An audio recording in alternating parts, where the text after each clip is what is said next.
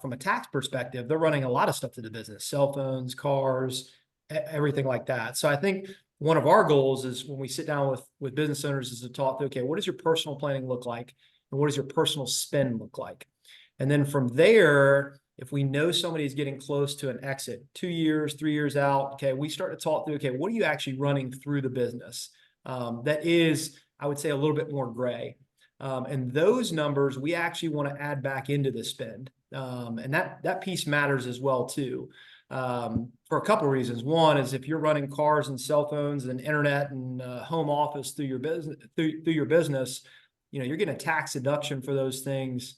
And we got to come in and tax affected on the backside. So you may spend 15 or 20 grand a month personally, and you may have another 15 or 20 grand that you're running through the business, but those are business dollars. So we need to kind of come back in and tax affect those dollars and say, okay, what does that really look like? So your spend may be more like 40 or 50,000. And again, I'm just using hypothetical numbers. So I think the first approach would be like, you've got to have a really good grasp on what your personal financial planning looks like. And then I think you can start to get into the overall business side of things. So what we did for Garrett and I is we just kind of put together a pretty generic wealth gap presentation for us. And traditionally, if I sit down with a business owner, if Garrett does or somebody else from our team, normally we'll do this kind of on the back of a napkin. And today we got a little bit more detail just to kind of show you what that looks like. But I think the thought here is once we know what your spend looks like, okay, you can kind of back into what you actually need to sell the business for. Okay. So think about if your spend is 65 grand a month, that'd be an after-tax number. Okay. So roughly 780 grand a year. Okay. You all know this. Traditionally, people would say, hey, the 4% number is a good spend number. So you take your 780, okay, you divide it by the 4%, and it would rough numbers spit out about a need of $19.5 million. So when we think about a wealth gap, our goal, and you can go one more click down to the balance sheet. So this kind of shows a general balance sheet, and you can see there's business cash, there's money market, there's a charity account, there's some 401ks. You click to the next slide. And then you've got the business ownership, you've got a house, you've got some business real estate, lake property, etc. So in this example, you can see this business owner is worth roughly $35 million. Most people would tell you 35 million, they're not going to run out of money. What Garrett and I would look at is we'd say, okay, out of that 35 million, let's actually back out the business and say it was worth $0. Okay. And let's look at it and say, okay, what do you have from assets that can spin off either income for you, okay, or assets that are in the stock market or the market that you could spin down. So when you look at this 35 million, we back out the business, realistically, there's about 6.7 million that's actually liquid dollars, okay, retirement dollars, money market, etc. Okay. And on the back of the napkin piece, if we think our spend is 780, okay, a year, and we take the 4% rule and we say, okay, we've got 19.5 million we need to solve for. If our liquid dollars are 6.7, we got a shortfall of roughly $12.8 million. So that would actually be on the back of the napkin, kind of the wealth gap piece. So I would tell you if this was, we were sitting down with somebody here, so we at least need to sell the business for 12.8 million net, okay, of taxes to be able to solve for that shortfall, okay, or spend number of the 65 grand a month. And again, that's back of the napkin type of stuff. So what we did here is we wanted to show you, okay, here's what it looks like inside of a plan. We can go to the next slide. This kind of shows you, okay, here's the spend. If you sold at the end of 2025, okay, and there's no more saving, you're totally done. Okay, what would we need or what would we have from a shortfall perspective? So if we continue to click one more, another one. Okay, there's the 6.7 million we talked about that's liquid dollars. Okay, it doesn't include the business or the real estate. Okay, in this example, there is Social Security. So when you think of the back of the napkin, the two pieces that I didn't include were any other sources of income. So my question to the business owner would be like, okay, you got a business piece of real estate that's worth $3.5 or $4 million. Is that going to be part of the sale, or is that going to be yours that you hold on to, and then the real estate is going to be rented back from you on a 5 or 10 year type of of note, okay, that you would build into the sale that probably Jeff would talk through or Devin would talk through in that sense, you know. So if that was the case and you had another 15 or 20 grand of income coming in, okay, well, your spend is not really 65 grand a month anymore. We could probably say it's more like 40 grand, right? So that's where that number is going to draw down that wealth gap even more. In this example, we assumed all the real estate's dead and it brings in no income. Okay. And the only other income you've got outside of liquid assets and selling the business is your Social Security. In this example for the husband and wife. Okay. So we can click down to the next one. We can go to the next one again and down. Yep. So here's the shortfall. Okay. So you would think somebody that's worth $35 million, how is there 27 years of shortfall? The problem is that all the assets are illiquid in the business and the real estate.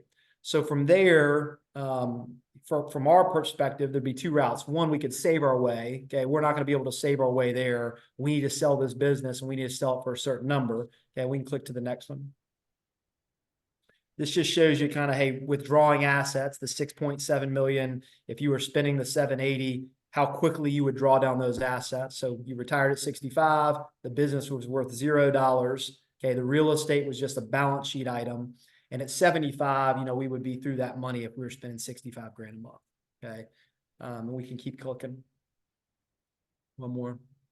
Okay, here's a good slide here. So this would show you, if you look at the assets at retirement, it's kind of there's three kind of blocks there. Okay. In the middle, it says assets at retirement. Your current is 6.1. Okay. Your new would be 18.4. So back of the napkin that we did, it was like 12.8 million, but that didn't include the Social Security that we have built into this plan. So you can see there's roughly a $12.3 million shortfall that you would need to make up from a sale of the business. Okay. And that would be a net number for us. So I say all this because when you think about a wealth gap, I really think that it's important for business owners to think through, okay, what are we spending personally? What do we have personally? Okay. And then when we get to the table, what do we actually need to sell this business for to keep lifestyle the same, keep spending the same? And I think the other big piece of this too is the tax side of this. Again, this is very high level, back of the napkin, what a wealth gap would look like. But if we were sitting down with a client that was looking to sell, we would get in the weeds with this, right? Okay, what does the spend look like? Are there any tax strategies we can look like? And I think that's where the wealth planning side really matters. So that's probably the biggest piece that Garrett and I find and Foster Victor finds when we sit down with business owners. I think the biggest hurdle is the business is worth a lot of money, and every business owner, okay, it's kind of like when you have a kid. Like everybody thinks their kid is smart and beautiful. There are some ugly kids out there and there's some dumb kids out there. And the same thing I would tell you happens with a business. Just because somebody thinks it's worth 15 or 20, it may not be worth that. It may only be worth 10. And I think we got to figure out, okay, what do you have to sell this thing for to keep lifestyle the same? And if somebody wants to walk away from a business, we may not have to sell it for 25 million. If their wealth gap number is 12 and we can sell it for 20, but it frees up time and flexibility, somebody may want to take that as well too. So I think high level, there's no way to identify the wealth gap if you haven't done personal planning. That's the biggest piece. And if you don't know what your spend is. So my dad is 65 right now, has owned a business for the last 35 years. He has a general idea of what he spends, but really doesn't, because he's done a really efficient job of running stuff through the business. So over the last year or two, we started to dive in. Okay, what are you personally spending? What are you running through the business? What do we have to sell this business for? Are we holding on to the real estate? If we are, what is that going to spit out from an income perspective? So those would be the big things when you think through a wealth gap. And I think that's where before you get together with Capital Corp or with an attorney to start drawing stuff up, I think the big thing is, what do you need to sell it for? If you know your bottom end number, anything above that should be gravy. These other guys on the call, that's what they're very efficient and effective with doing. Questions? I know that you're going to ask at the end. I don't know if we've got any other questions from the panel or anything like that, but that's the general gist of a wealth gap. We probably have the easiest thing to talk through. The brains of the operation are coming up on next two sessions. Garrett and I asked to go first because we didn't want to look dumb after talking. Thank you, Rob. We appreciate your expertise. For the attendees, if you'll go ahead and feel free to submit questions as our panelists talk about things that may trigger questions in your head. You can submit questions throughout the presentation, and we'll kind of cue them till the end when we get into the Q&A stage. But feel free to go ahead and submit questions as they come up in your mind. So we're now going to turn the presentation over to Devin Green. Devin is our COO at the Capital Corporation and head of our deal teams. Devin has a unique background that allows him to view M&A transactions through various lenses of the typical participants, from lender to private equity, acquirer, strategic buyer, and specifically on the selling side. So I'm going to go ahead and ask Devin to take care of the M&A portion of the presentation. Thanks, Jared. All right, good morning, everybody. Devin Green. Rob, when you were talking about the ugly and dumb kids, it struck a chord for me, so I might fall in that category. I hope not. But I think, you know, what Jared asked me to do today, guys, is spend 15 minutes talking about something important that might help you guys frame up your strategic thinking on where you are in your cycle upon exit. And 15 minutes is kind of a thankless task. So what I thought I'd try to do with the time is spend a little bit focusing on what I call the three legs of the stool. And Paul, if you can click it a couple times forward. We're going to spend 30 seconds on me and the firm, just so I'm not an empty voice on the other side of your screen. But then we'll get into what I think might be helpful at a high level in framing up the legs of the stool, as I call it, and building off what Rob discussed on the wealth gap. Myself, in a nutshell, guys, if you know me, some of you do, I like to joke I'm a master of nothing, and I'm good at it. Jared touched on that. What I mean by that in my career path is I have been, it's been intentional, but I've been a financial buyer at private equity. I have been a strategic buyer at 7 different companies. I've been a C-level executive at 4. I've been a leveraged finance lender on M&A transactions, and I've obviously been an advisor. It's what I do today. So I am not a guy that wear pinstripes for 30 years and done nothing but investment banking. I can look through those various lenses, and the advantage I have found, and this is a self-serving comment, but the advantage I've found on occasion is if you can appreciate the lens that every party looks through in a given transaction on how they, different valuation methodologies, different diligence approaches, different capitalization and cost of capitals, different, a variety of things, the bankability of a deal, all that you can oftentimes anticipate a couple moves ahead. And that is where we help our clients like you guys win. So that's me in a nutshell. The firm, I won't go through all this, but we've been around a long time, 3 decades. The sandbox we play in is that bullet point. Number 2, EBITDA of 3 to 10 million bucks. We have clients in the 20 millions, and we have some below 3, but that's the bookends typically of where we play. And we're transacting at $20 million up to $50 or $80 million usually for purchase prices for the clients we serve. There's some other bullet points I'm going to skip in the interest of time. The main point, guys, is we do 3 things, and those bubble boxes on the bottom kind of gives us a swag of what we do. Our core competency and niche is the bottom left, and that's what's called sell-side transactions. And like it sounds, that's us selling a company. So I believe that's generally what we're here discussing. So that's our core competency. Next slide.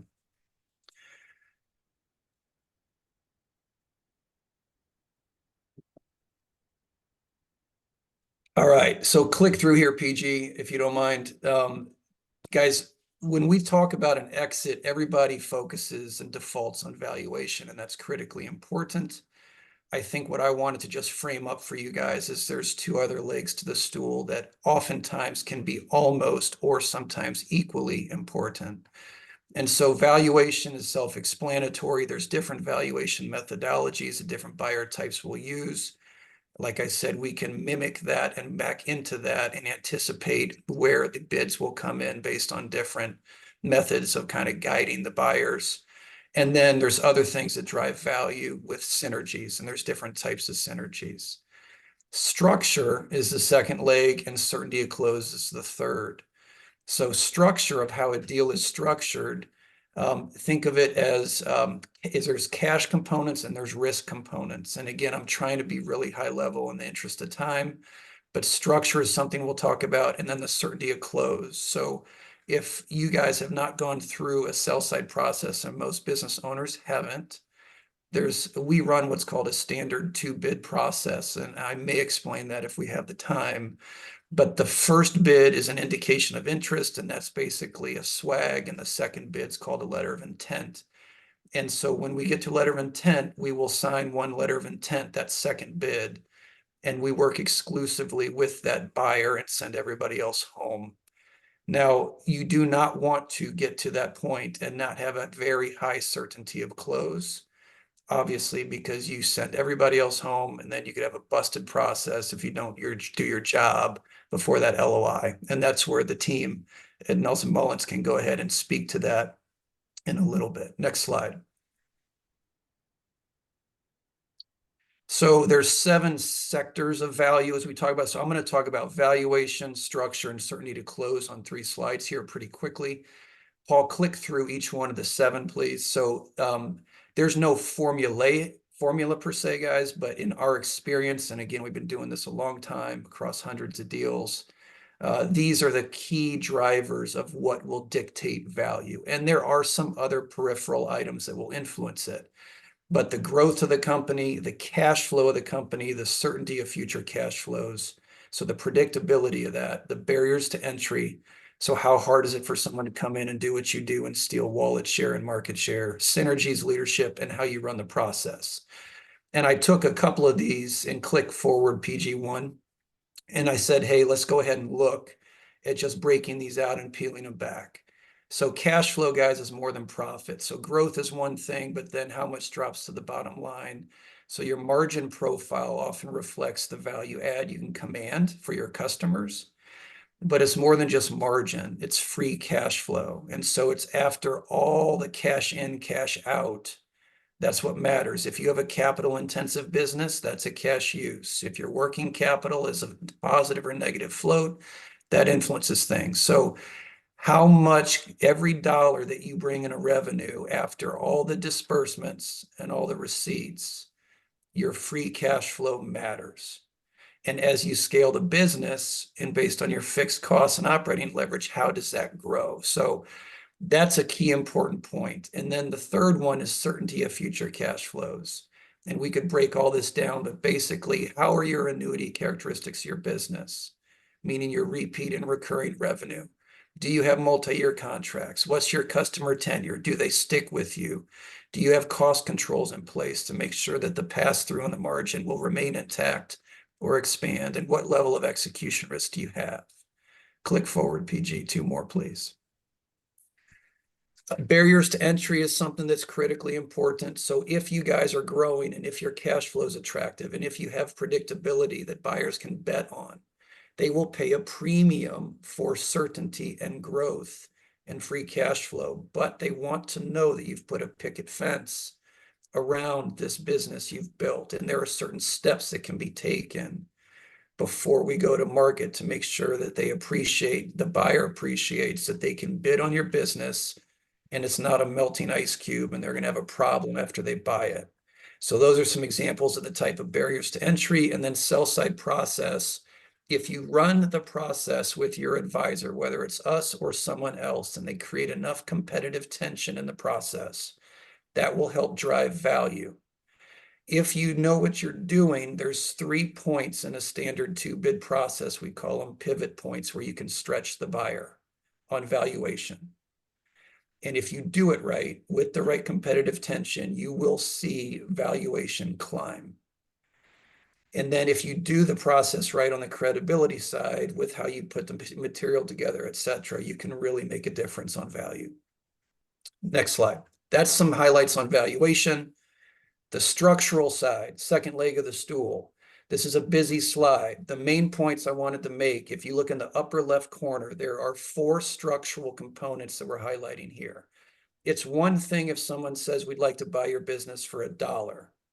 It's another thing of saying how much of that is cash up front and how much of it is deferred, let's say, and not received in cash. And that's what I mean by structure. There are other structural considerations beyond this. I tried to keep it simple. We have cash, upper left corner. We have an equity rollover. We have a seller note, and we have an earnout. And some of you on the phone might be quite familiar with these, and some of you may not. But there's 3 scenarios, 3 transactions in the bar charts. One is transaction 1, someone pays all cash for your business. And we're not going to get into it on this call, but there's different buyer types, and strategic buyers are generally cash rich with a higher value than financial buyers, which are private equity funds. That could be theoretically a strategic buyer offer for $1, all cash. Transaction 2 is they say, okay, we're going to pay $1 for your business. 80 cents of it is cash, and we're going to ask you to do an equity rollover of 20 cents. So this is where you're still going to get $1 worth of value.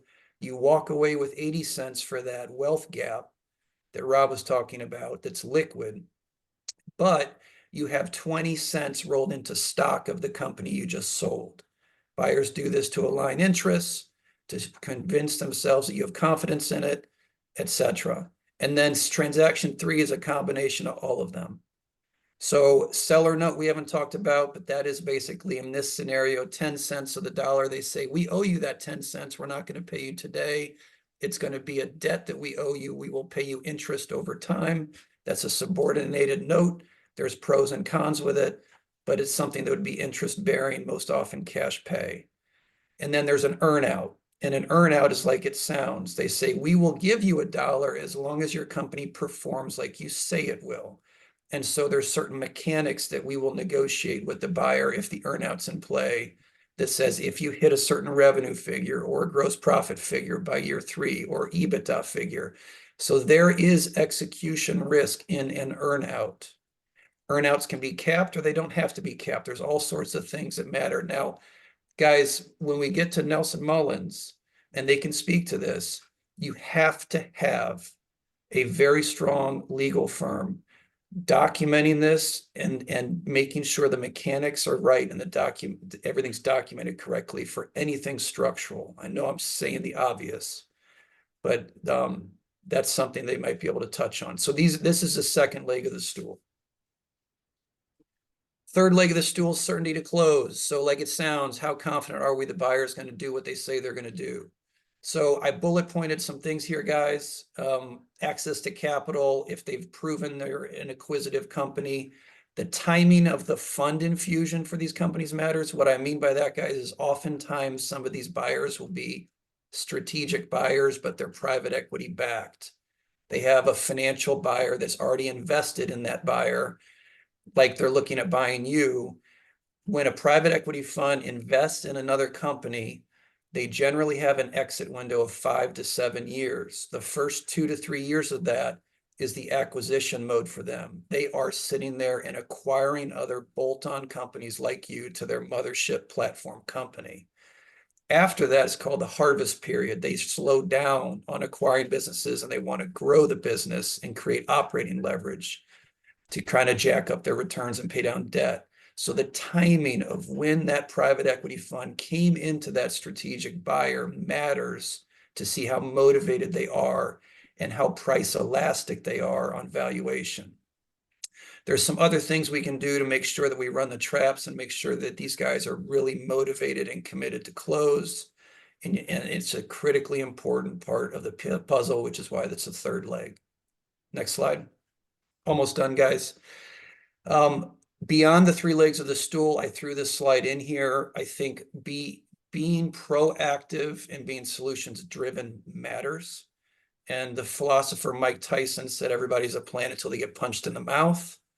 And I think everybody has to have a plan, but everybody, and Rob said it, every company has opportunities. Everybody's baby's beautiful in their eyes, but there's opportunities for improve.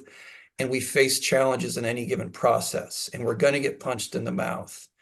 And so it's no matter what work we do. So example challenges we faced, I bullet pointed some here in past transactions. So we've had companies where we get into the process and their sales start falling through the floor, double-digit year-over-year declines. We've had a company where the customer that was the largest customer was 75% of sales. Monster customer concentration. We've had management teams hold the owners hostage. And what I mean by that is once we got to the 5-yard line, the management team said, okay, we're not going to do the deal unless we get paid this much ourselves. There are all sorts of hurdles that we will overcome together, but being proactive on those is where we can kind of get ahead of the game. And that's the second part of this slide. So some things we do in our process that's a little bit different is we will complete an M&A SWOT. It's different than the other SWOTs you have done operationally. And within that M&A SWOT, where I think we turned the game from checkers into chess, is we extract every weakness and every threat, the W and the T out of the SWOT. And every company has them. And once we extract that weakness and threat list, we create what's called a pre-mortem analysis. This is all before we go to market. And this is slick. I love this stuff. And we will sit there and we will say, how do we address these chinks in our armor before we go to market? And one of the advantages we have is we're not just an investment bank, and I'm not trying to be salesy. I'm letting you know, we are one of a dozen companies that Dan Adams owns. And so we have this mothership of resources that supports his portfolio companies. So we have cybersecurity experts, we have software architects, we have digital marketing experts, and we get to plug in those specialists into our clients' businesses if they welcome it, and address any kind of chinks in the armor before we go to market. It's been fantastic. We've pumped up e-commerce sales for our clients with digital marketing tactics, or we've created KPI dashboards to make sure that we can scale businesses, et cetera. So being proactive and solutions driven matters along as focusing on those 3 legs. Next slide. And this is the last one. So this is salesy, and I hope that's okay. There's 2 KPIs for us guys, 2 that really matter. We run a standard 2-bid process. And what that means is we receive bids on the first bid from a bunch of different buyers for your business. And there's a lot of steps to get there. And then after we receive those bids, we only invite a subset to continue to submit their second bid a month and a half later. 18% is the average increase in offers, in the value of offers from the first to second bid. You remember those 3 pivot points that we have talked about? That's the average lift we are seeing based on how we do what we do. That is a big number. And then 92% is our close rate. So again, forgive me for being salesy, but I want you guys to know that for whatever reason, whether we're being lucky, good, or both, the way we do these things, we're getting it done. And that's what I've got. I hope I didn't go too fast, but I think I made my 15-minute window. Thank you, guys. That was great, Devin. Thank you again for the info and the time. We're going to turn it over to Jeff Gurney and Ricky Davis from Nelson Mullins to talk about the legal aspects of an M&A transaction. Awesome. Thanks, everyone. We've got some slides, but while those are getting loaded, Jeff Gurney run the private entities and transactions team at Nelson Mullins. Got Ricky Davis here, partner of mine. Give you a brief overview of Nelson Mullins. Paul, if we want to go to the next few slides real quick.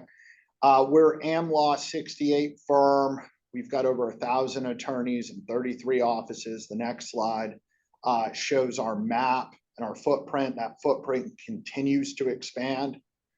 Ricky and I are both based in Greenville, South Carolina. Maybe about 40% of the work we do is Greenville based or upstate South Carolina based. The rest of it's all over the country. Going on to the next slide, a lot of what we do is in the middle market. We'll go into the lower middle market. Really, we sometimes joke a lot of times we'll do the smaller deals. There's not a deal too small. Sometimes we're not a good fit there. And our office has done very large deals, north of $1 billion. Next slide, these are sort of the people we've got involved in sort of our Greenville, South Carolina based deal team. We can plug in other attorneys as need be, and on a lot of our deals, we bring in specialists. Going on to sort of the phase of the M&A process, what we look at from the phases of a deal, you've got your pre-M&A phase. And Ricky and I, a lot of times we represent companies as sort of outside general counsel. A lot of times we get brought into deals as sort of a specialist, meaning client had corporate counsel or had estate planning counsel that sort of did their operating agreement or their bylaws. But once they get closer to the sale process, they move over to Nelson Mullins. What we have here is about 5 phases, and we're going to go through pretty high level on these phases, but each one has sort of distinct opportunities and pitfalls. Going to what our objectives are when we've got a deal is our main objectives would be sort of to drive value. A lot of times if we get in early, Paul, can you flip to the next slide, please?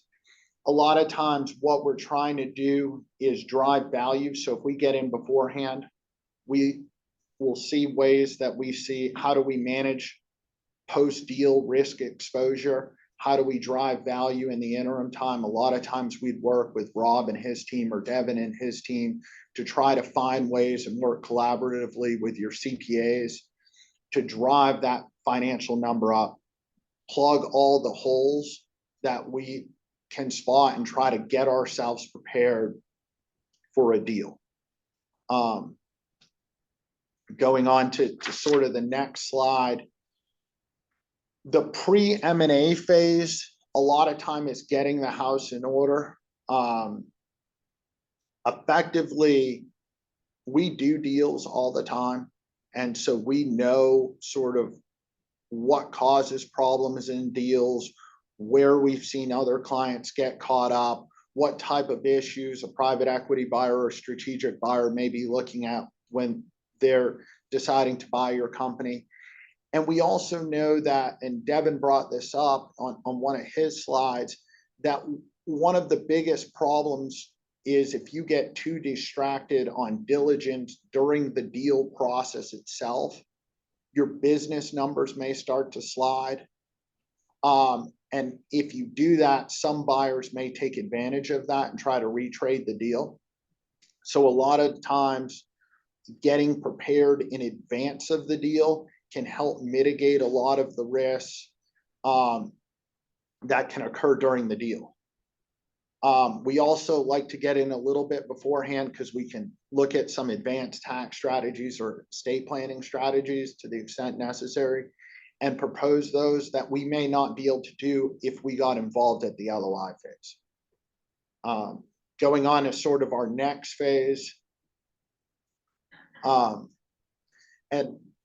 if you want to chime in, Ricky, you can go ahead. Sure. I'm just speaking a lot.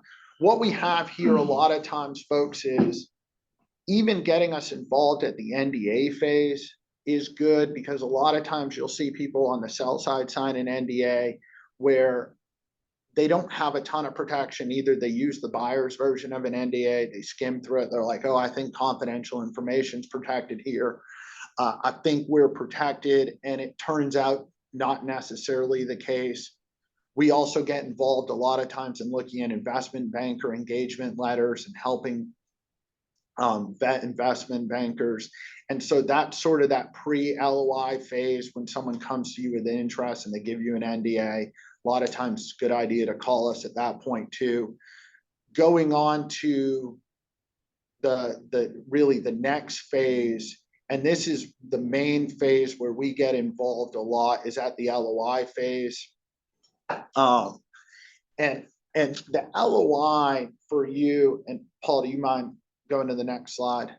That LOI is the last point really, or the biggest point where you're going to have the most leverage. Pre-M&A, you're working with Devin and his team and Rob and his team, and you're pitting bidders against each other. You're trying to drive value through competition among buyers, but you will have your most leverage at any time period when you've got your LOI. And so what we like to do a lot of times, and we'll get into it on the next slide, is we heavily negotiate and mark up LOIs. And part of that reason is what Devin said earlier is you're going to go under exclusivity with a buyer, which will lock you in with that buyer. And then a lot of sellers start getting fatigue over the deal process because they're running their business, they're doing diligence, and buyers know that fatigue is real. And so they'll wait to try to spring renegotiations on you late in the process in the hopes that you're just going to say, Jeff, Ricky, I'm so done with this deal. Let's just close it. Let's move on. And they can skin a few dollars from you. And so that's part of why great planning helps. That's why negotiating at the LOI phase helps. And deals never get better from this phase on. They get worse, but they never really get better. And so looking at the terms in which on the next slide, we've got sort of a set of terms where you can look at what we like to see in an LOI. You'll have the price and the consideration. How is it being paid? And Devin had a great slide showing the different ways that a buyer can make an offer to you.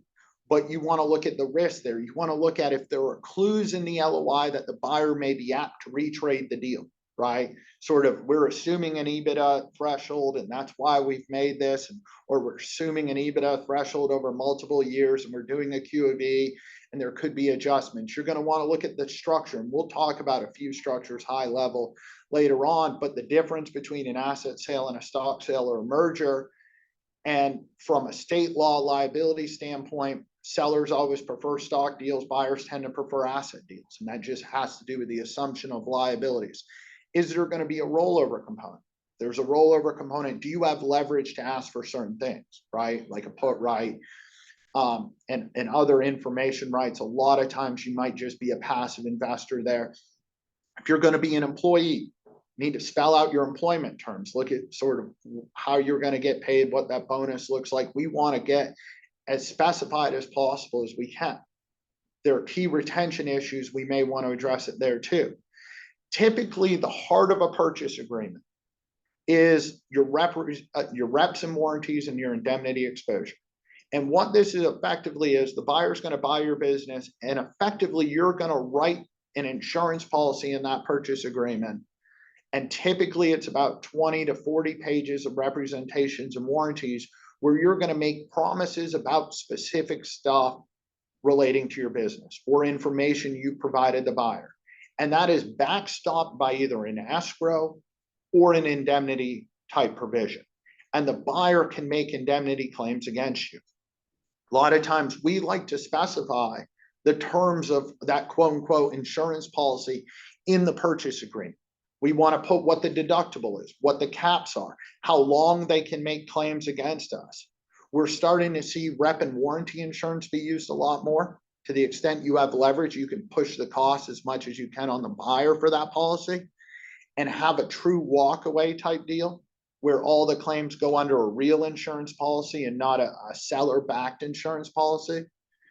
Ancillary matters such as leases, if you own the building, what the lease terms are going to be. And here's another area where we will sometimes bring in some experts, because what you can find is the cap rate on real estate can be better sometimes than the multiple on an M&A deal.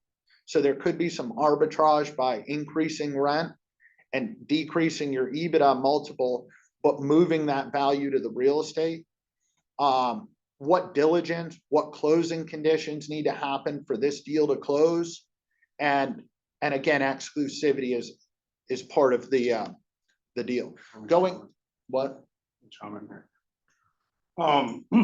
So I just wanted to chime in here and say, as you can see, there's a lot of terms here that get put in an LOI, and it's really easy to get an LOI and see a big dollar figure on it and like, oh, this all looks good, and sign it, and then go call your attorneys. And I can think of 2 or 3 since the start of this year where clients have come to Jeff and I, where they've already signed the LOI because it's got a big, sexy looking purchase price, but there's traps, because when a buyer sends you a first draft of this thing, they know what they're doing.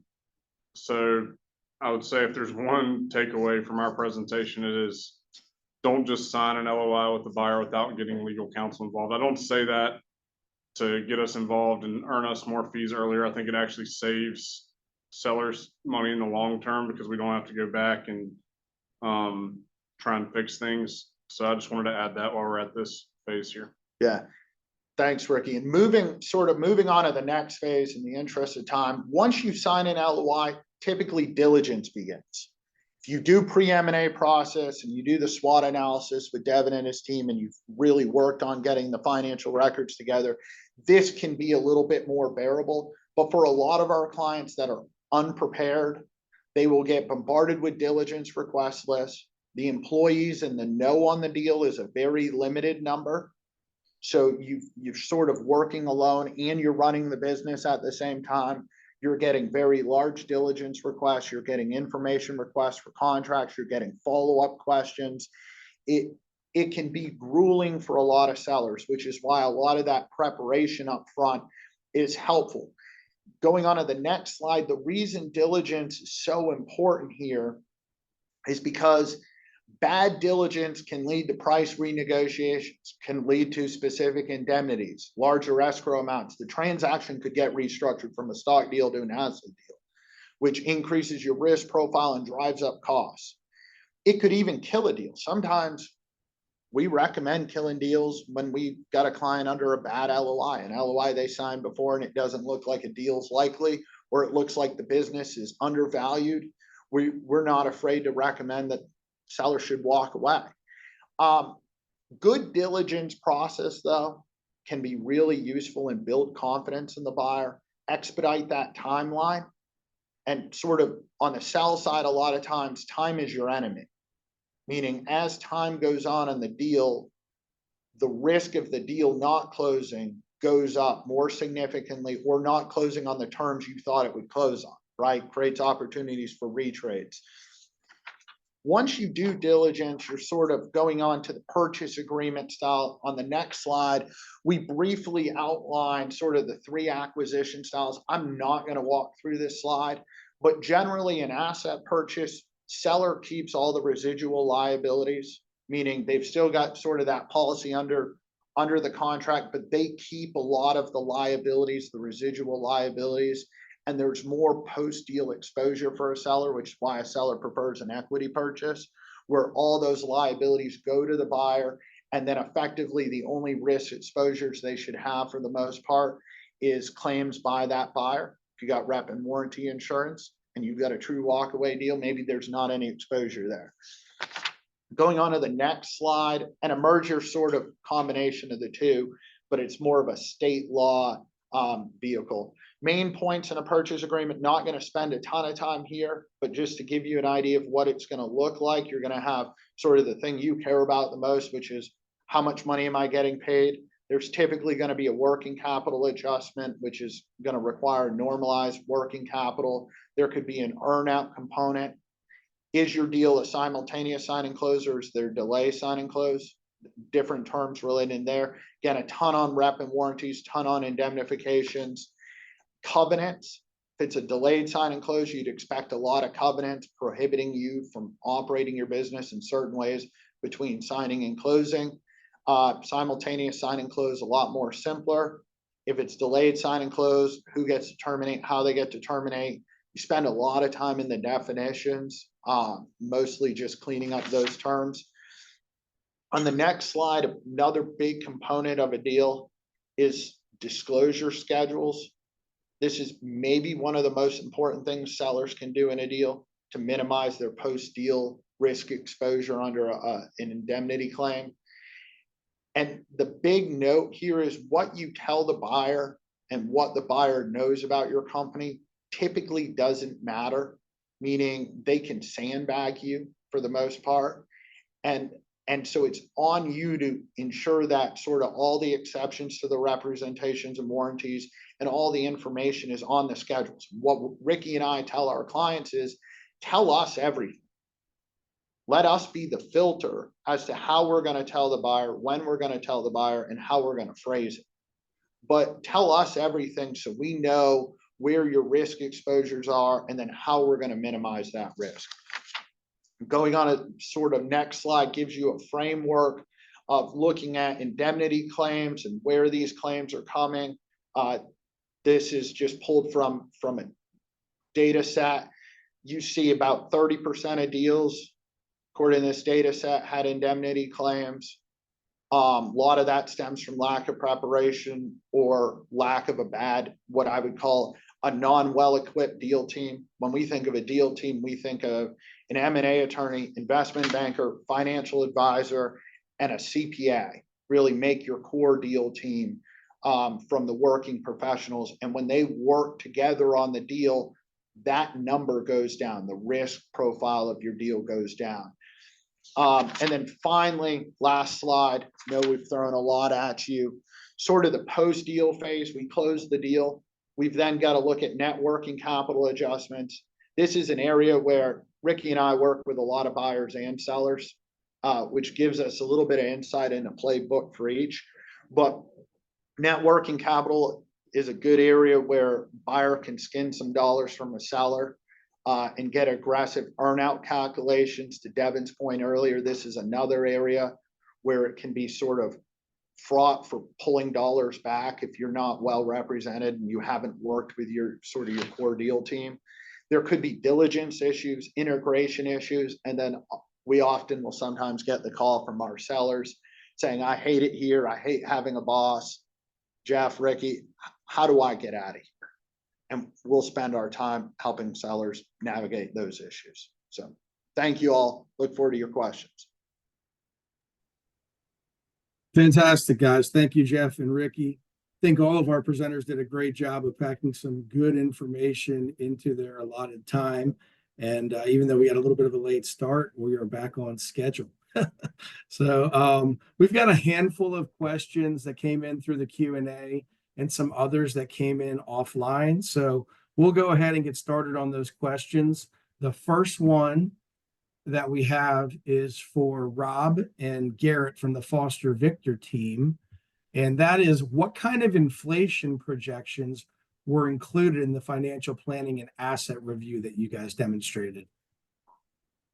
So traditionally, we'd run a boilerplate, just 3% inflation and compound it out. That's really what we've looked at. I mean, you can look at historically over the last 20, 30 years. I think it's averaged closer to like 2.2. And I know that we're in a higher inflationary period now. So I think most people, when they think about planning, they want to raise those rates. I will say that when we've done our planning on the personal planning side, we are actually discounting the returns on the investment side pretty significantly as well too. So we traditionally take a 25% haircut on any returns that we show in investment portfolios or things like that. So we could raise it to 4%. I think if inflation stayed at a high number over the next 5 or 6 years, I think that's going to be a bigger issue than what's in everybody's plan. But if that were to happen, we would probably increase from 3 to maybe 3.5%. We'll have some clients occasionally say, hey, stress tested at 4 as well too. So, but what you all saw was a 3% compounded out. Fantastic. Paul, would you please pull up the slide in Devin's presentation that has the value considerations?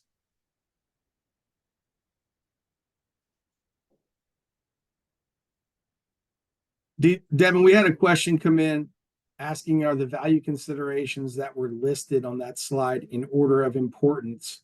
And if they're not, do you mind speaking to an order of importance in those value considerations? Yeah, great question. Not in order of importance, no. Each buyer is a little bit different. So if you want to come down to my nerd level and nerd speak, there's some called investment criteria is the terminology you'll hear, and each buyer has its own investment criteria. Some buyers will prioritize growth, some will prioritize cash flow, some will prioritize leadership because they have a problem with the personnel on their side. And I think that's the fun part of running the process is you cannot anticipate which buyers will place which priorities on their investment criteria. we have had buyers who are public companies, for example. We thought they would prioritize growth and a number of other things not on this list. We thought our client would fill certain product gaps and fill strategic gaps. And what we found is this public company, yes, they liked that, but they were getting hammered by the equity analysts on Wall Street about their cash cycle, their working capital float, and their free cash flow. And that was negatively affecting their stock price. And so the fact that we were accretive, not dilutive, we were helpful on some of their key financial metrics really, really tipped the scales. So that's one anecdote. There are different priorities, different buyers. That's why you run the process. You don't wonder what if. You lift up the rocks and you qualify them, and then you customize the pitch to each buyer. Excellent. The next one is also for you, Devin. It's please explain further the 3 pivot points for value stretch. Oh gosh, someone's going to take my job. So if we showed you guys a Gantt chart, it would have a lot of parallel paths and staggered paths, but I'll keep it high level. The 3 pivot points, the 3 points in the process when you can stretch the buyers on valuation in the simplest form is before they submit their first of 2 bids, after they submit their first of 2 bids, but before we advance buyers to the second round. That's called a down select. And then I would say during the LOI negotiation. So those are the 3 pivot points that we really, really stretch them.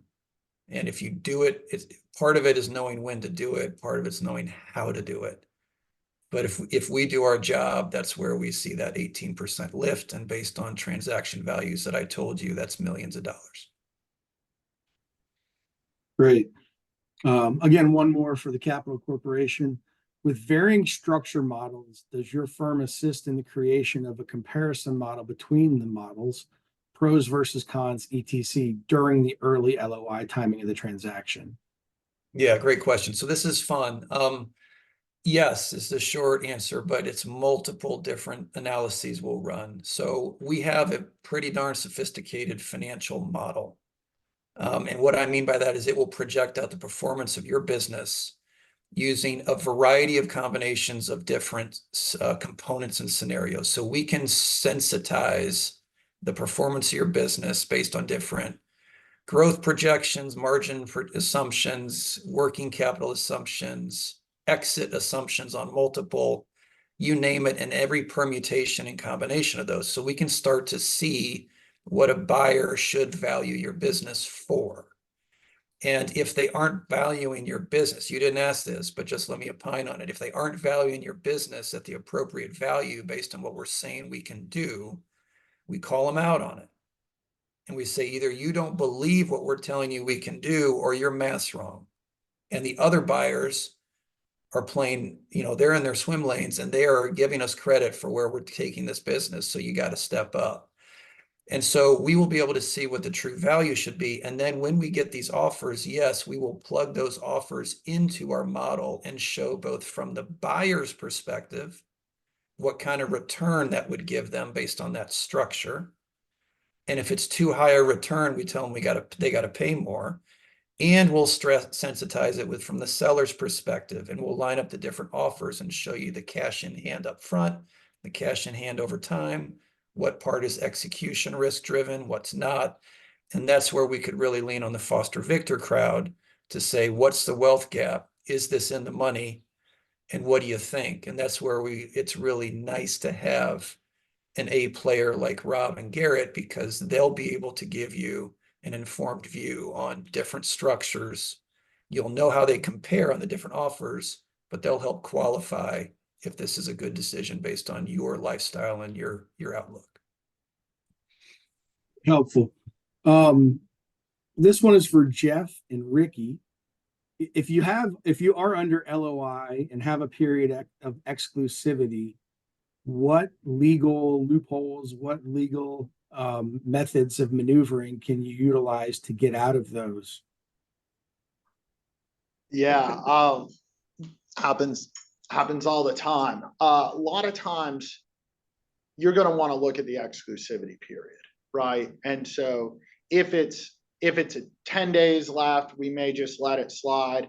The risk you've got in not telling a buyer that you're no longer a seller is that the buyer may come in and start claiming that effectively you had a covenant of good faith and fair dealing and you strung them along unnecessarily. So a lot of times what we would do if we figure out that this deal's not going to happen, typically we're going to tell the buyer what the issue is. And a lot of times that issue is a deal breaker that will kill the deal, right? It's you signed an LOI, you got excited, right? You had, let's just use basic numbers. You had a $10 million number and you're like, oh my word, this is $10 million.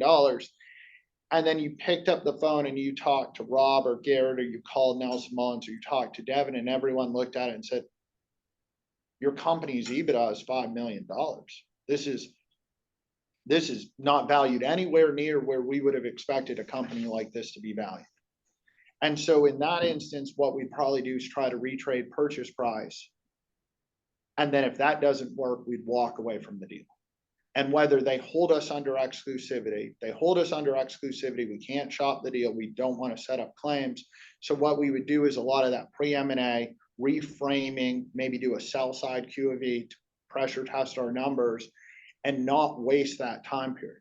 Now, if exclusivity is enormously long, and sometimes you'll see people send an LOI with almost an unlimited exclusivity period or a very long exclusivity period, which is why we like to shorten that as short as possible. We may use other maneuvers. Yeah, but as far as loopholes of getting out of exclusivity, I think when you sign an LOI, I mean, there's some flexibility like Jeff's talking about, but if you sign a 60-day exclusivity, you're dating that buyer for 60 days and you really can't cheat on them. To use that analogy. Would you agree with that? Becomes difficult. I'll say this, if I don't want to overstep, I agree with what you guys said. In my experience, and you guys can opine on this, buyers don't want to feel like get a reputation for holding a prospective target hostage either. And so if you can apply the right friendly but firm pressure and say this deal does not have a path forward, we know we have 45 days left on the exclusivity, we want out, and we're going to go talk with other buyers once you let us out, play nice. 8 out of 10 times, I'm finding that the buyers will say, okay. Now, maybe you guys would disagree or agree with that, but it's one thing to have a legal exclusivity in the practical world. This rarely happens where we try to break away, but more often than not, buyers will let us off it if they realize there is no path. Yeah, if they're a good buyer, they'll let you out. And to Devin's point, a lot of them, it's reputational risk, where if somebody, when you're on the buy side, a lot of times when you represent buyers, you're thinking about reputational risk of that buyer. So you want to make that buyer attractive to a bunch of other sellers and find off-market deals. And if you're holding someone under an exclusivity unnecessarily long, or just not terminating the LOI, a lot of times we'll just terminate the LOI. That buyer's reputation could be harmed. And so to Devin's point, our experience is if we ask to terminate the LOI, we usually get it. Great insight, guys. Thank you. I have one more for Foster Victor and one more for the Capital Corporation that are in the queue. For Foster Victor specifically, you guys talked a lot about your get out number and wealth gap. What about post-transaction? How can some of the things you do stretch the value for the company that was sold, or make it in such a way that you didn't necessarily have to get as much up front in order to kind of achieve your financial goals? That's a really good question. I would say two or threefold approach. So I think when you think about the financial planning that we do, traditionally there's going to be 2 or 3 different plans that we'll run. We'll kind of run like a best case, worst case, middle case. And then I think after the transaction, once we know what case fell, then what we're going to try to do is build out something that's called like a 10-year runway to say, okay, how do we spend dollars? Where do those dollars come from? What's the time frame of needing those dollars? And I think when you get into wealth planning, I do think that you've got to start to bring in some alternative investments that can create some income for you. So I think most wealth advisors, and Garrett's heard me say this a lot. I don't know if Devin and everybody else on the panel has. If I could go back and change our name, I would take the wealth advisor piece off because it kind of pigeonholes us just to the traditional public markets around stock market dollars. I do think you've got to have some alternative investments that can create some income. So whether that's private credit, okay, you get in the real estate world. I mean, traditionally our clients that are in retirement, they don't just park $35 million into the stock market. They're gonna probably park a ring fence number in the stock market, which we talk a lot about. And then we're probably going to have some other dollars that we know we don't need to touch for 10 plus years because of the planning and the spending. And then I think we could stretch some of those dollars with being more tax efficient as well too. So, tough to answer in a 1 minute roll call, but I do think there are other strategies once post sale happens that you can start to get into wealth planning and the full scale financial planning of what do we need to spend, how is it taxed, what's the time frame of needing it, what's our risk tolerance, and what other markets can we get in outside of traditional public stock market dollars. Fantastic. Thank you, Rob. All right, the last question that I have here is for the Capital Corporation. Again, Devin, timing is obviously critically important when it comes to M&A transactions.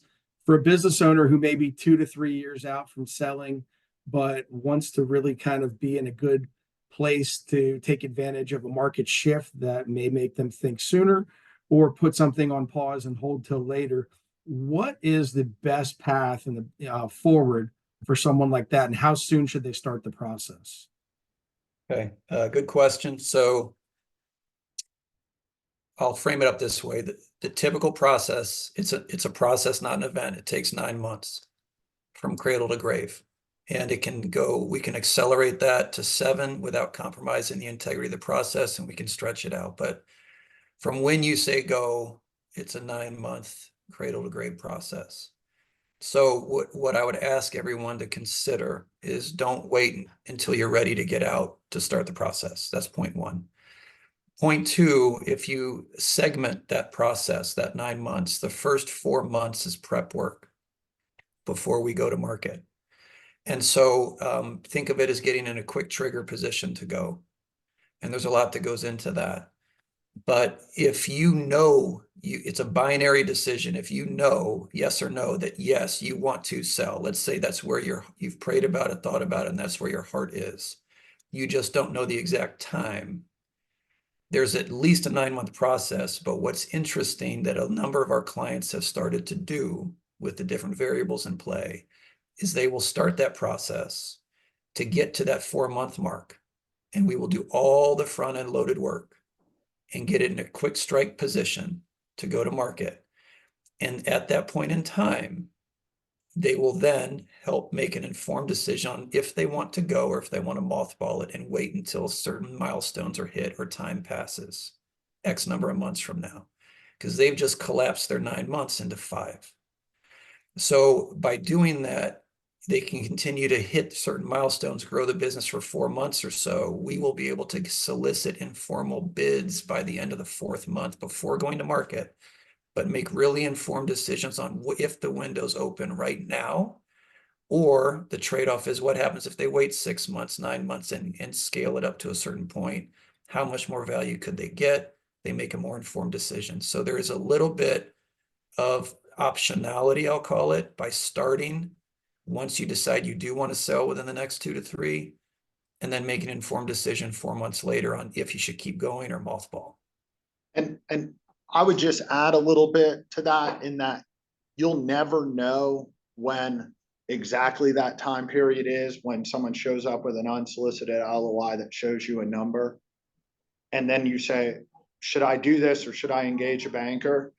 And so a lot of times it's about being prepared in advance. And so 2 to 3 years gives you that time period to say, let's get all our ducks in a row. Let's make sure all our tax filings are correct. Our cap table looks good. Let's go through our contracts. Let's do a lot of that pre-M&A work just in case something comes along, but also we've then got plenty of time to clean it up.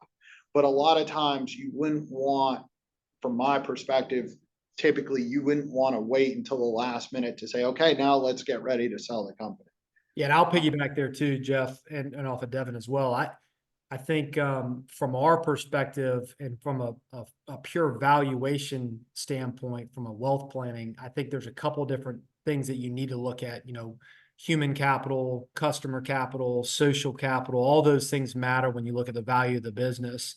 And I think the 2 to 3 year period, let's say that you do have 3 or 4 people, if you can get them locked up on deferred compensation plans and things, it's just going to make your company more valuable.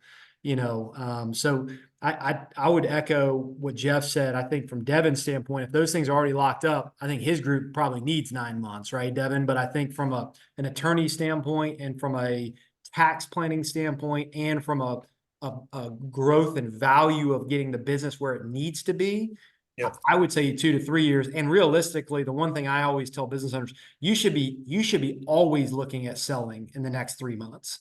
If you're running the business the right way, you should be trying to maximize value to sell in 3 months. And whether you do it or don't, that means you're running the right business at that model. I mean, I don't want to ever sit down with a business owner who's like, I don't want to sell.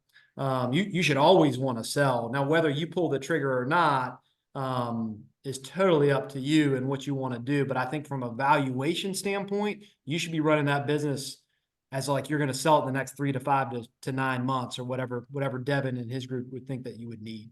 Right. And I'll 2 more things. So to your point, Rob and Jeff, the part of this 4-month process is that SWOT and that pre-mortem. And oftentimes we will advise our clients not to go to market and achieve certain items from the pre-mortem, which might be mobilizing Jeff and Ricky, right? We need to go ahead and paper certain things, work product releases, non-solicits, whatever it is.